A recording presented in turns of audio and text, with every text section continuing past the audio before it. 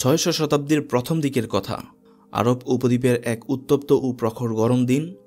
একটি ছোট মেয়ে বোঝার চেষ্টা করছিল তার বাবা কি করছেন। তিনি দেখলেন তার বাবা একটি গর্ত খুঁড়ছেন মরুভূমির মধ্যে। যদিও সে বিভ্রান্ত ছিল, তবুও সে অত্যন্ত খুশি ছিল যে অবশেষে তার বাবা তার সাথে কিছুটা সময় কাটাচ্ছেন, প্রথমবারের মতো, কারণ এর আগে সে কখনো তার বাবার ভালোবাসা পায়নি। এমনকি গর্ত থেকে মাটি তুলতে মেয়েটি তার বাবাকে সাহায্য করছিল। যখন গর্তটি গভীর থেকে আরও গভীর হতে লাগলো, তখন তার কৌতূহল আরও বাড়তে থাকলো। সে ভাবতে লাগলো তার বাবা কি তার সাথে কোনো খেলা খেলতে যাচ্ছে। যখন মেয়েটি ভাবতেছিল আর গর্তটি দেখছিল আগ্রহ ভরে, হঠাৎ তার বাবার শক্ত হাতের ধাক্কায় সে নিজেকে আবিষ্কার করল গর্তের ভেতরে।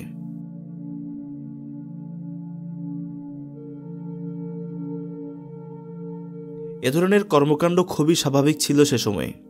এমনই একদিন নবী করিম সাল্লাল্লাহু আলাইহি ওয়াসাল্লামের দরবারে বসে স্বীয় জীবিত কন্যা সন্তানকে মাটি চাপা দিয়ে হত্যা করার বর্ণনা এভাবেই দিচ্ছিলেন বনি তামিম গোত্রের প্রধান কায়েস বিন আসিম। তিনি বলতে থাকলেন, হে আল্লাহর নবী, আমি আরবের বুকে কন্যা সন্তানকে জীবিত কবর দেওয়া দলের প্রধান।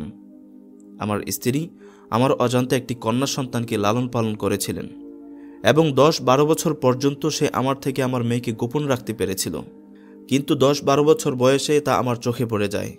আমি জানতে পারি আমার স্ত্রী আমার অজান্তে একটি কন্যা সন্তান লালন পালন করছে। কন্যার রূপ লাবণ্যে আমিও পিতৃস্নেহে বিমোহিত হলাম, কারণ আমার মেয়েটি এমন সুন্দরী ও মায়াবতী ছিল, যার কারণে সবাই তাকে নাম দিয়েছিল জামিলা, যার অর্থ সুন্দরী। কিন্তু কন্যা সন্তানকে জীবন্ত কবর দেওয়ার নীতি আমাকে স্থির থাকতে দিল না। একদিন মিথ্যা ছলনায় স্ত্রীকে বললাম, মেয়েকে বেড়াতে নিয়ে যাব, তাকে সুন্দর ও পরিপাটি করে সাজিয়ে দাও। বেড়াতে যাব বলে তাকে নিয়ে মরুর পথে চললাম। নির্দিষ্ট স্থানে পৌঁছে গর্ত করা শুরু করলাম। গর্ত থেকে মাটি তুলতে মেয়েটি আমাকে সাহায্য করছিল।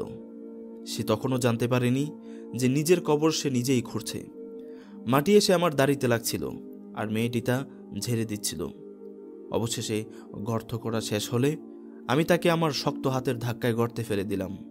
মেরে ফেলবো ভেবে কেঁদে কেঁদে বলছিল, বাবা, আমি আপনাকে আর বাবা বলে কারো কাছে পরিচয় দিব না, আমাকে মেরে ফেলবেন না। আমি তার কথায় কান্না দিয়ে নিজেকে নির্মম ও পাষাণ বানিয়ে নিলাম। তারপর তার মৃত্যু নিশ্চিত করার জন্য একটি বড় পাথর তার বুকের উপর ছুঁড়ে মারলাম। বর্ণনা শুনে নবী করিম সাল্লাল্লাহু আলাইহি ওয়াসাল্লামের দু চোখে অশ্রু দ্বারা বয়ে চলছিল এবং তার দাড়ি মোবারক ভিজে গিয়েছিল।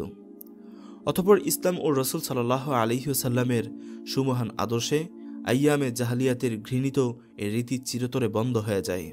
এমনকি কন্যা সন্তানকে জীবন্ত কবর দেওয়ার বিরুদ্ধে কঠোর হুঁশিয়ারি উচ্চারণ করে মহান আল্লাহ তাআলা পবিত্র কোরআনে ইরশাদ করেন, জীবন্ত প্রথিত কন্যা সন্তানকে কিয়ামতের দিন জিজ্ঞাসা করা হবে কোন অপরাধে তোমাকে হত্যা করা হয়েছিল।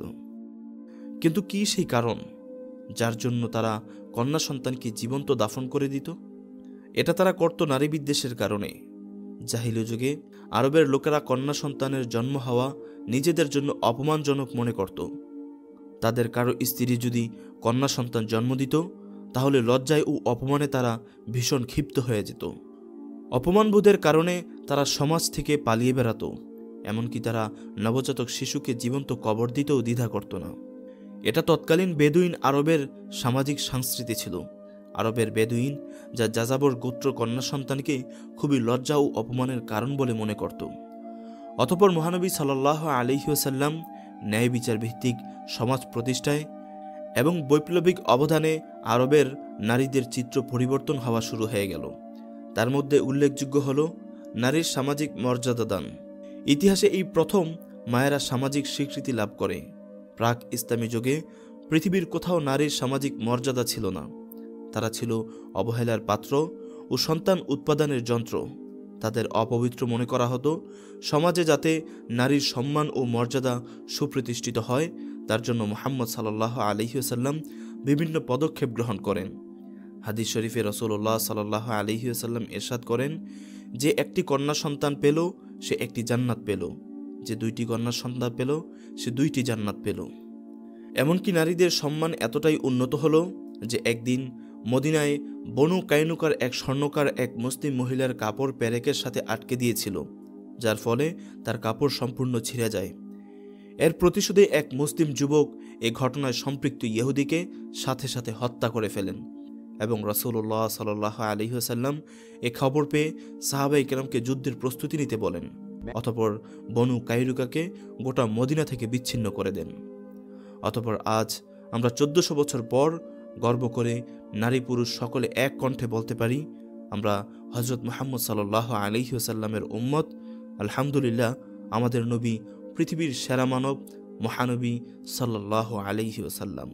আল্লাহ তাআলা মহানবী সাল্লাল্লাহু আলাইহি ওয়াসাল্লামের আদর্শ পরিপূর্ণ জীবনে ধারণ করার তৌফিক দান করুন। আমিন।